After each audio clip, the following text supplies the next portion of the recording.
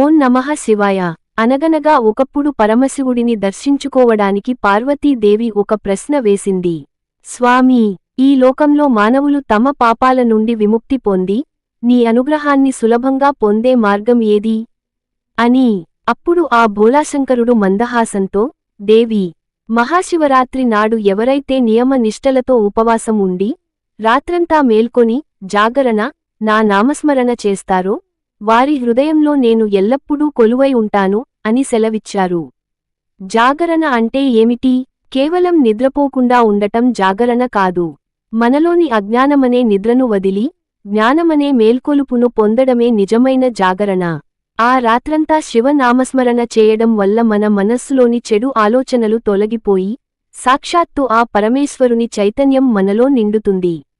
Srirama devotional విన్నపం.